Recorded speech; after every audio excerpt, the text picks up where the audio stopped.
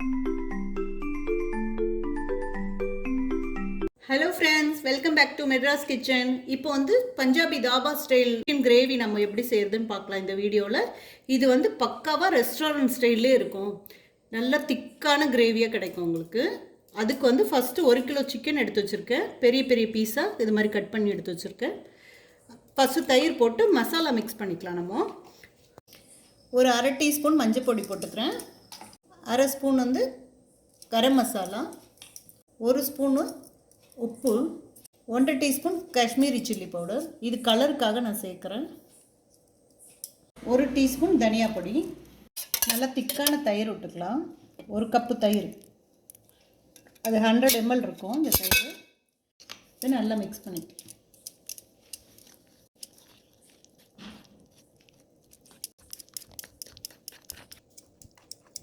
இது நல்லா மிக்ஸ் பண்ணிவிட்டு சிக்கனோட சேர்த்துக்கலாம். நம்ம இப்போ சிக்கனில் சேர்த்துக்கலாம்.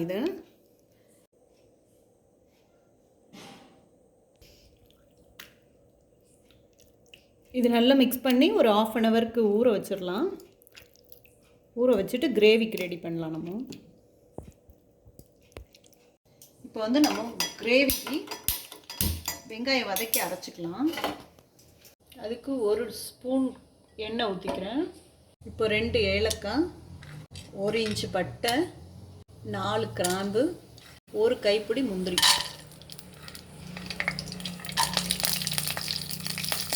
போட்டு நல்லா வதக்கிக்கலாம். ஒரு 20 செகண்ட்க்கு வதக்கிக்கலாம். வதக்கிக்கிட்டு வெங்காயம் சேர்த்துக்கிறேன். 2 வெங்காயம்.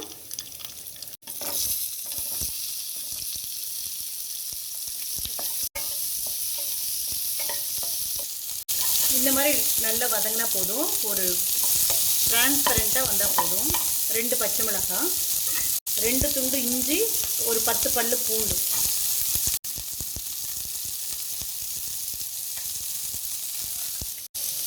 இது நம்ம அரைக்க போகிறோம். இந்த 2 நிமிஷம் வதங்கிருச்சு.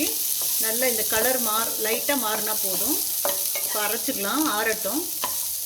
ஆறிடுச்சு. இதை மிக்சியில் போட்டு அரைச்சிக்கலாம். கொரன்னு அரைக்கணும்.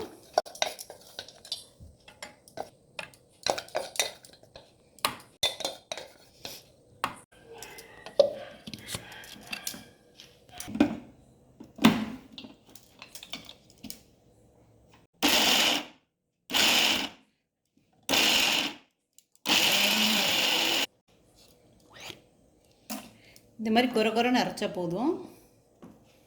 இப்போ அதே பேனில்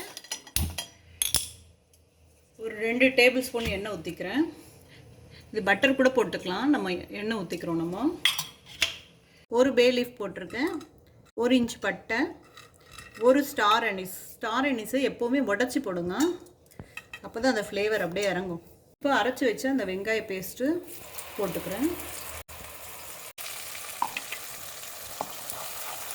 நல்லா எண்ணெய் பிரிஞ்சு வர வரைக்கும் வணக்கிக்கோங்க. எண்ணெய் பிரிஞ்சு வந்துருச்சு. இப்போது வந்து ஒரு 4 தக்காளியை வந்து பியூரி பண்ணி வச்சுருக்கேன். நான் அது சுடு தண்ணியில் போட்டு எடுத்துகிட்டு தோல் நீக்கிட்டு அரைச்சி வச்சுருக்கேன்.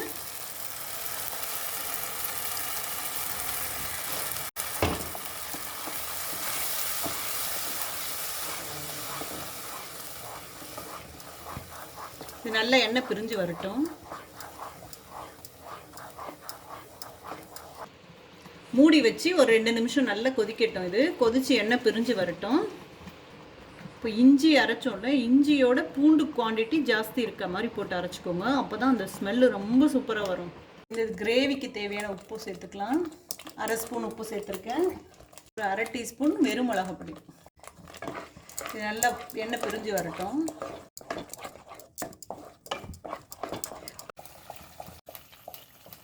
இப்போ நல்ல எண்ணெய் பிரிஞ்சு வந்திருக்கு. இப்போ நம்ம சிக்கனை ஆட் பண்ணிக்கலாம். இப்போ உப்பெல்லாம் போட தேவையில்லை, ஏற்கனவே நம்ம போட்டுட்டோம் உப்பெல்லாம். இப்போ நல்ல ஒரு 15 நிமிஷத்துக்கு வேகட்டும். சிக்கன் ஒரு 15 நிமிஷம் வேகட்டும். நான் மூடி வைக்கிறேன்.